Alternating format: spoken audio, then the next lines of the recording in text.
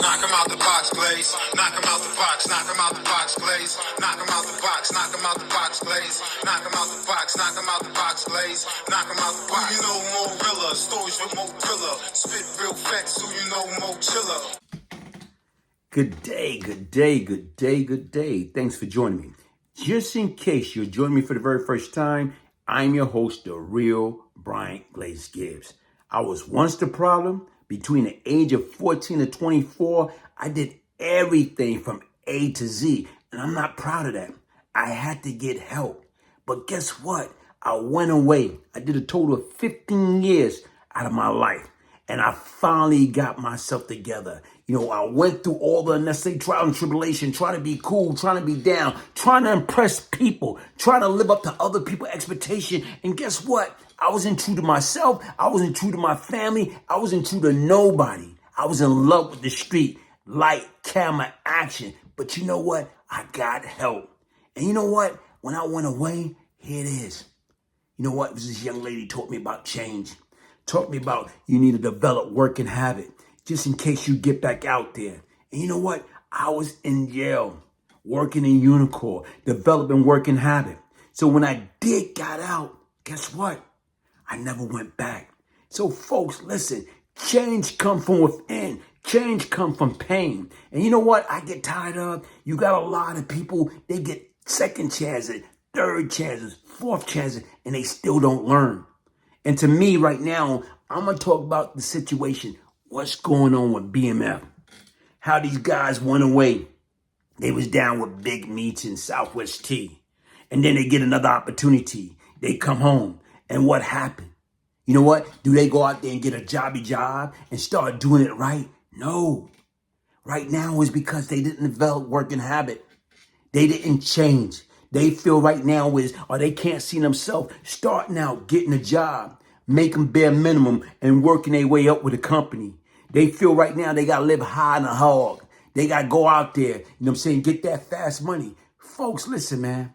Only thing come fast is trouble. Easy to get into, hard to get out. So what I want you to do is take your time and look at this and you see exactly what went wrong. What happened to these individuals that went away and some of them came home and they want to restart BMF? Those glory days is over with. It's over. And right now, stop being tricked by those stuff that you see on TV. You see BMF, the 50 Cent on Stars.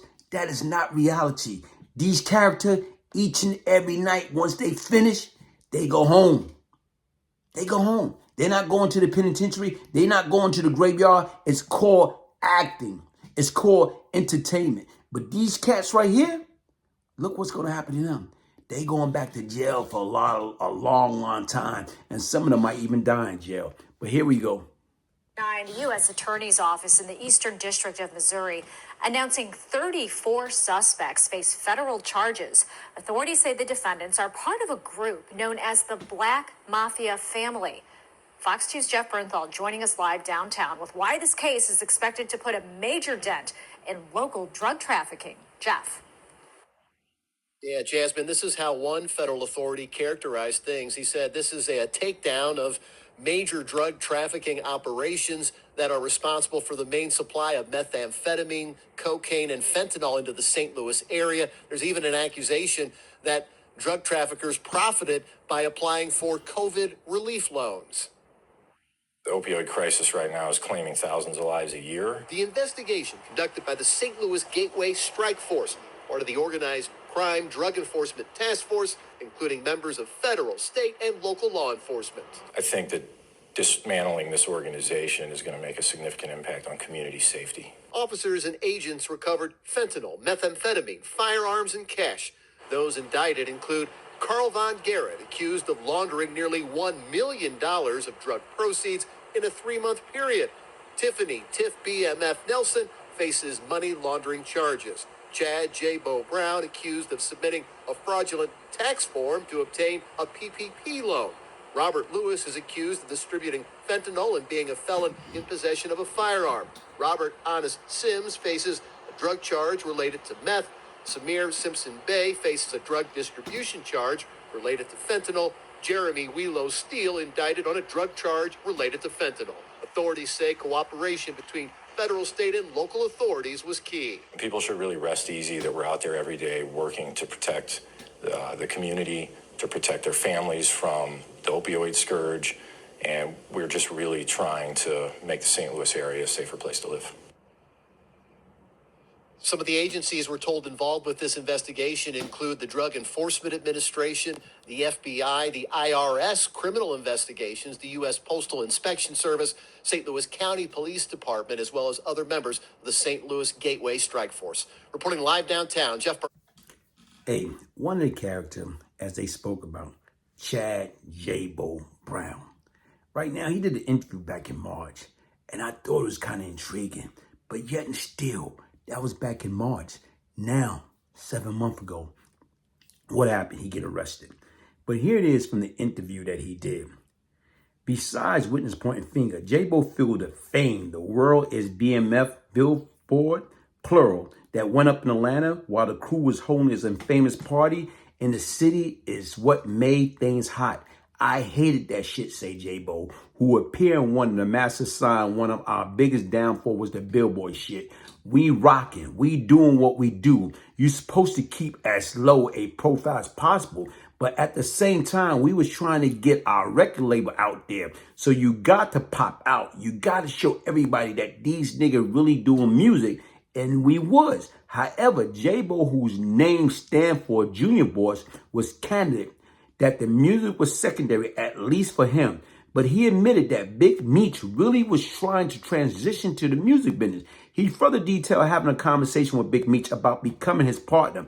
Most everyone was on board when Meech relayed a new heresy, except when it came to spending their own money.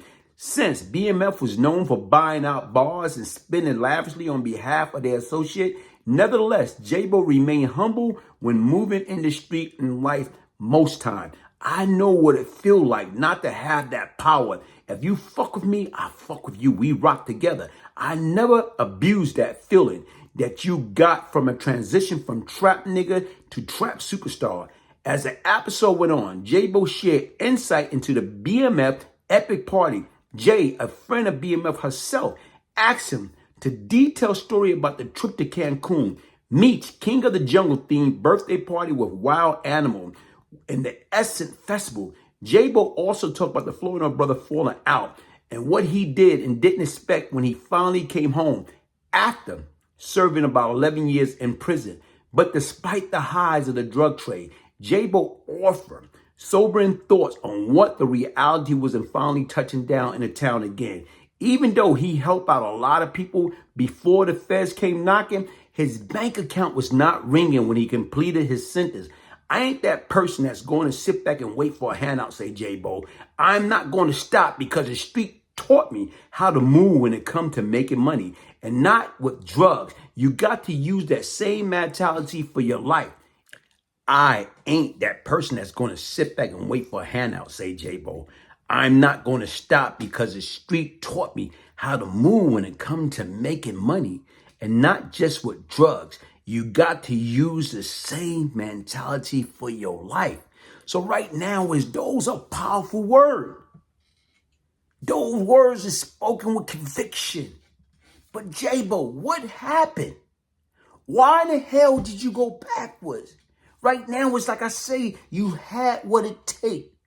Right now, only thing you had to do is get back out there and do the right thing. Opposed to keep picking up that brick, throwing at that prison wall for absolutely nothing. Right now, guess what? There's no shortcut in life. Crime doesn't pay. After you did your time, like you say, you wasn't expecting nobody to give you anything.